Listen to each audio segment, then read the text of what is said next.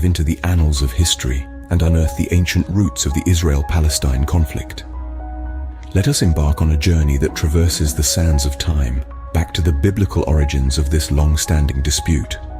Both Jews and Arabs lay claim to a shared ancestor, the biblical patriarch Abraham.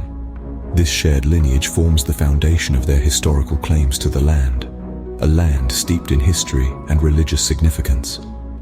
The ancient kingdoms of Israel and Judah, established by the descendants of Abraham, once thrived in this region. These kingdoms, however, were not immune to the tumultuous currents of history. They faced conquests and occupations by some of the most formidable empires of the ancient world. The Assyrians, Babylonians, Persians, Greeks, and Romans, each in turn, left their indelible mark on the land and its people. These conquests, while often brutal, also brought with them diverse influences that shaped the cultural and religious identity of the region. The Jews, despite the trials and tribulations of conquests and exile, managed to maintain their distinct identity and connection to the land. The Arabs, on the other hand, found their roots in the region strengthened by the advent of Islam in the 7th century. The narrative of the land is not a simple tale of two people.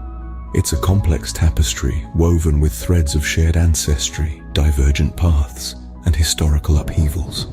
It's a story of ancient kingdoms and mighty empires, of faith and identity, of survival and resilience.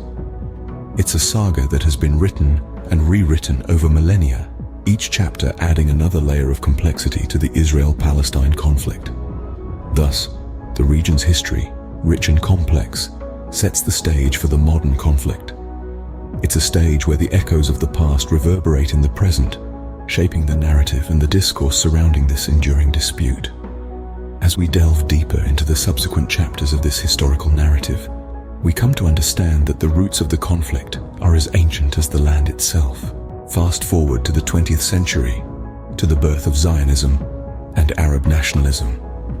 In a world racked by discrimination and colonialism, two powerful movements emerged almost simultaneously, each seeking self-determination and freedom for their people. First, let's talk about Zionism. The late 19th and early 20th centuries were a time of rising anti-Semitism in Europe. Jews were being marginalized, persecuted, and in many cases, violently attacked. In response to this grim reality, Zionism emerged as a political and cultural movement. Influential thinkers like Theodor Herzl argued that Jews, like any other people, deserved a homeland where they could live free from persecution. The land they claimed for this homeland was Palestine, a place deeply intertwined with Jewish history and identity. But Palestine was not an empty land waiting to be claimed. It was already home to a diverse population of Muslims, Christians, and Jews. This takes us to the emergence of Arab nationalism. Arab nationalism grew out of discontent with Ottoman rule and later European colonialism. Arabs across the Middle East began to call for independence, self-governance, and the end of foreign interference. In Palestine, this movement took on a specific form. Palestinians, both Muslim and Christian, began to articulate a distinct Palestinian identity and national aspirations.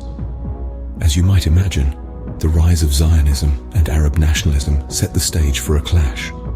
Both movements had legitimate aspirations for self-determination. Both had deep historical and cultural ties to Palestine. And yet, both claimed exclusive national rights to the same land. This is where the complexities begin to mount. The aspirations of two peoples, both stinging from oppression and dreaming of freedom, collided in a small piece of land in the Middle East.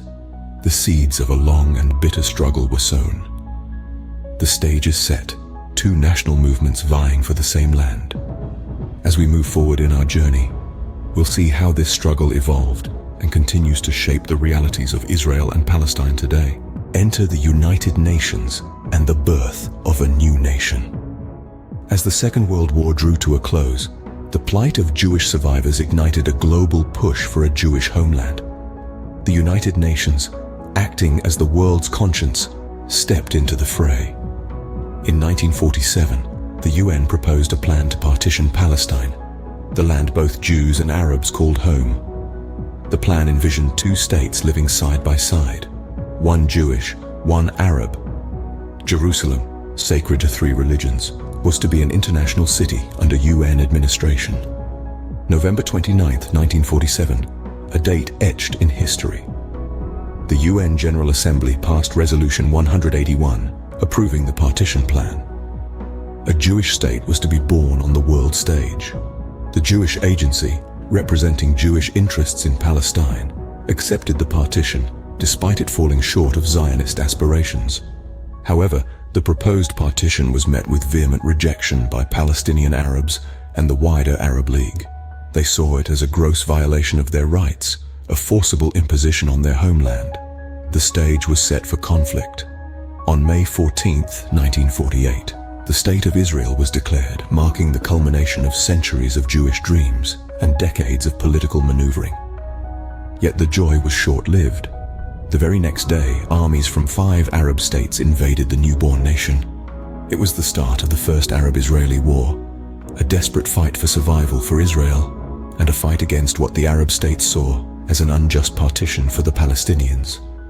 The war ended in 1949 with an Israeli victory. The nascent state had defended its existence, but the cost was high.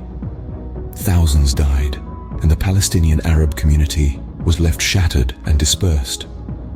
A nation is born, yet peace remains elusive. The birth of Israel and the rejection of the UN partition by the Arab states set the stage for a series of conflicts that continue to shape the region to this day. The dream of 2 states living side by side in peace, as envisaged by the UN, still remains unfulfilled. Witness the aftermath of partition, a series of wars and occupation. In the wake of the United Nations partition and the birth of Israel, the region was swept into a succession of conflicts. The Arab-Israeli wars of 1956, 1967, and 1973 marked significant shifts in the dynamics of the Middle East. The first of these, the Suez Crisis of 1956, saw Israel, Britain, and France taking military action against Egypt. This was an attempt to regain control of the Suez Canal and remove Egyptian President Gamal Abdel Nasser from power. The conflict ended in a political victory for Egypt, but it also demonstrated Israel's military strength. The 1967 Six-Day War was a decisive victory for Israel. In a swift and stunning campaign, Israel captured the Sinai Peninsula, Gaza Strip, West Bank, Old City of Jerusalem, and the Golan Heights. This expanded Israel's territory significantly and resulted in the displacement of a large number of Palestinians. The Yom Kippur War of 1973, initiated by Egypt and Syria, was an attempt to reclaim the territories lost in the Six-Day War. Despite initial Arab successes, the conflict concluded with a ceasefire that largely maintained the status quo. These wars led to Israel's occupation of the West Bank and Gaza Strip, heightening tensions in the region. The plight of Palestinian refugees became a major issue, with many displaced from their homes and living in camps in squalid conditions. Simultaneously, Israel began establishing settlements in the occupied territories. These settlements, considered illegal under international law, have been a major source of contention in the Israeli-Palestinian conflict. In the wake of these wars and the occupation, the region was left in a state of heightened tension and conflict. The seeds of the present struggles were sown in this period, setting the stage for the ongoing disputes that continue to shape the region. The conflict intensifies, and the seeds of the present struggles are sown. Finally, we reach the tumultuous peace process and the present struggles. Like a multi-layered puzzle, the Israel-Palestine conflict has seen numerous attempts at resolution, each adding another layer of complexity.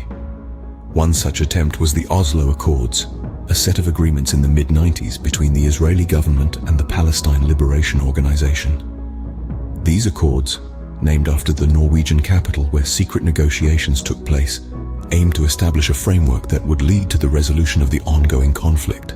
However, the Oslo Accords, although groundbreaking in their intent, failed to deliver lasting peace.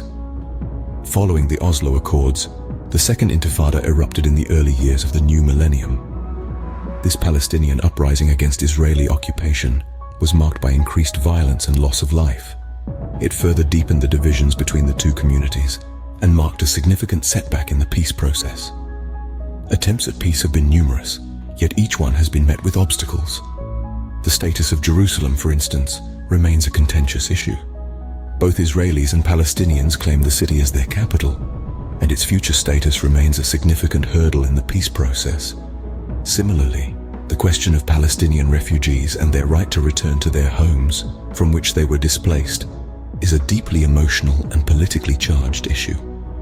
It too is a significant roadblock in the journey towards peace. Lastly, the ongoing Israeli settlements in the West Bank and East Jerusalem, viewed as illegal under international law, continue to be a source of tension. These settlements encroach on land considered by Palestinians to be part of their future state, exacerbating the conflict. And so, despite efforts towards peace, the struggle persists. The peace process stumbles, and the struggle continues. Each attempt at resolution adds another layer to this complex puzzle. Yet the hope for a lasting peace remains. For as history has shown us, even the most entrenched conflicts can find resolution.